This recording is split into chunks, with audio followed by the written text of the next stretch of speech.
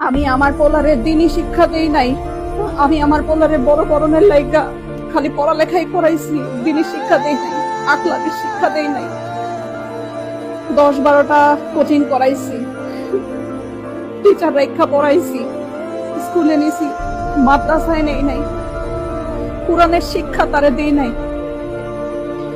এর লিগেই আমার কপালে এই পরিণাম, আজকে বৃদ্ধাশ্রমের লিগেই আমার কপালে ঢুকছে। যদি আল্লাহর শিক্ষা দিতাম তাইলে তাইলে আজকে আমার এই অবস্থা হইতো না। জীবনে কোনোদিন দেখছেন কোন আলেম গো বাপমা বৃদ্ধাশ্রমে গেছে? যায় নাই। কোন আলেমের বাপমা বৃদ্ধাশ্রমে যায় না, যায় আমগো মতো যারা বাপমা স্বশিক্ষায় শিক্ষিত কইরা উচ্চতর ডিগ্রি দেই, তাগো পোলাপানরাই একসময় বড় হইয়া চক্ষু ফুটা যায়, আর তাগো পোলাপানরাই বাপমারে পাঠায় বৃদ্ধাশ্রম। আর নাইলে সুদূরে গিয়া বইটা থাকে, বাপমার খেয়াল রাখে না, খালি নিজেরটা বুঝে।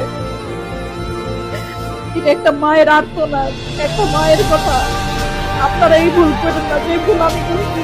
পোলাপানদের দিনই শিক্ষা দিয়ে পোলাপানদের আল্লাহ রাস্তায় পাঠায় উচ্চ শিক্ষায় শিক্ষিত করেন, কিন্তু ধর্ম শিক্ষা দিয়ে ধর্ম শিক্ষা না দিলে পোলাপান কোনোদিন বাপমার কথা বুঝে না, কোনোদিনও বুঝে না। মনে রেখেন,